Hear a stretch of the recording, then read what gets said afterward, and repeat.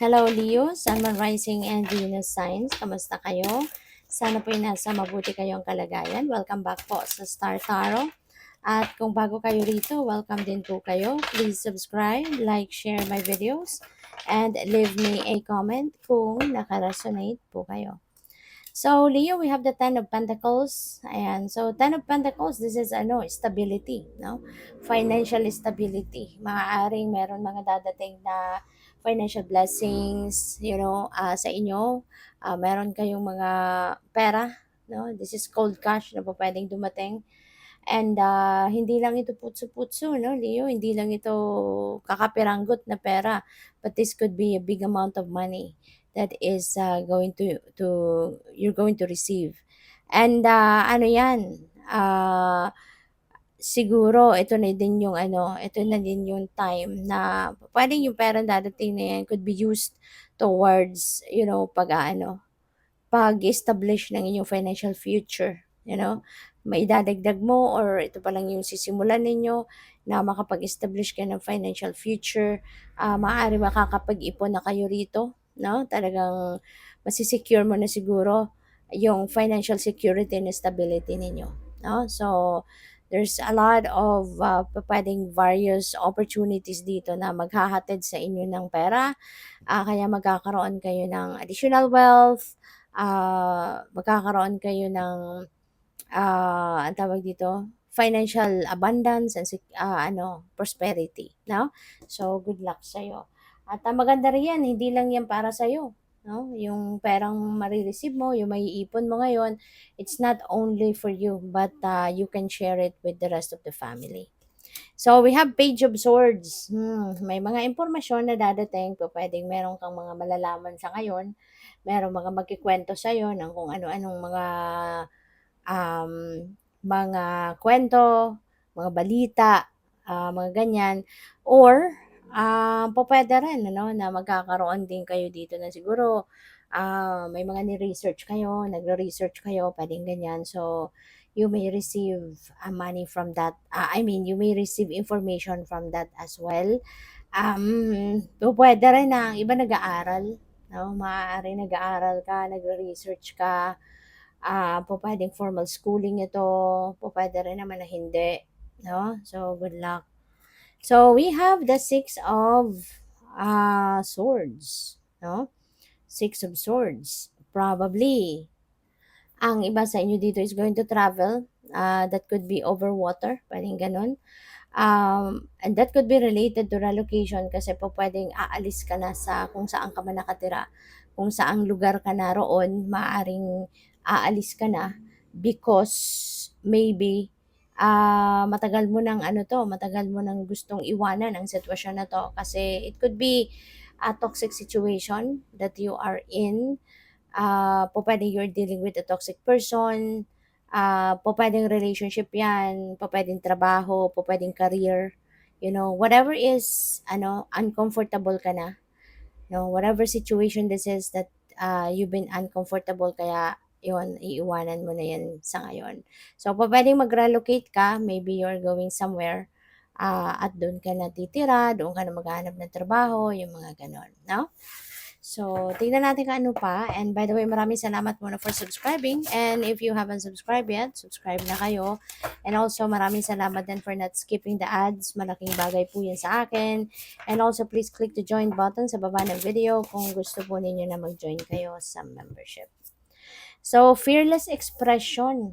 Ayan. So, this could be an, sa inyo, reminder, no, na express yourself.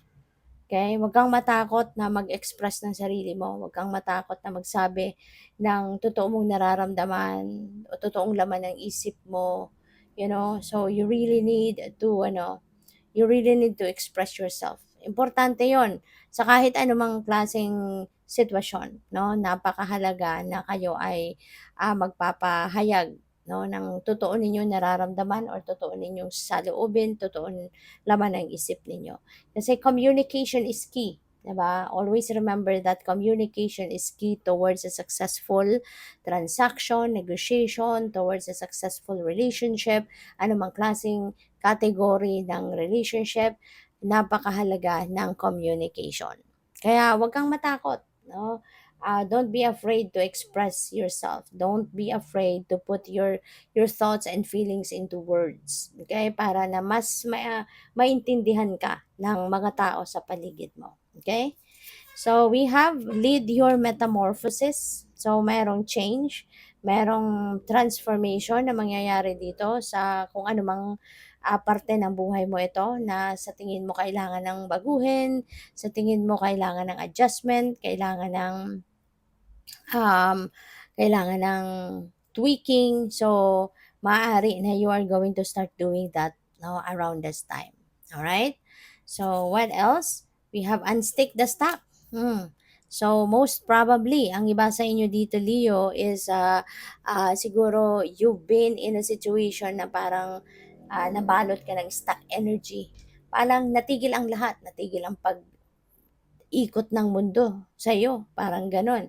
Maaaring yung parang pakiramdam siguro ninyo, ang daming delays, no? Merong may mga ginagawa kayo, may mga may mga activities kayo, may mga endeavors kayo na parang bumagal or natigil because there were some delays or merong mga blockages, no? So, maaaring yan ang mga na-experience ninyo recently or in the recent past. But ngayon, you will be breaking away from that energy na. You know, uusad ng muli. Things are going to start moving forward again sa ngayon. Kaya huwag kayong mag-alala. Okay? Muli uusad na ang lahat, muli gagana ng muli ang aandar na. Kumbaga, ang mga bagay-bagay, ang mga pinagkakaabalahan ninyo. So, magkakaroon na muli ng progress, ang mga ginagawa ninyo, na developments, yung ganyan. So, we have gratitude again. Ayan. So, most likely, meron mga blessings na dadating, no? Kaya, once again, you are going to express your gratitude. Magpapasalamat ka, hindi lang sa mga taong naging parte ng blessing na to, kundi magpapasalamat ka din sa universe. Magpapasalamat ka din sa kay God, no, for these blessings. Kaya ano yan, gratitude again. Kasi dapat paulit-ulit tayo nagpapasalamat for every day, 'di ba? Na yung ano lang, yung gumising lang tayo sa umaga, 'di ba? That is a huge blessing na dapat nating ipinagpapasalamat every day, 'di ba? At yung mga iba pang mga biyaya no, na lagi niyang binibigay sa atin sa araw-araw, 'wag nating kakalimutan ano. At least pagising natin, prayer of gratitude, no? Dapat ang sinasabi natin agad other than kung ano pa ang mga pinagpe-pray ninyo. And before that day ends, 'di ba?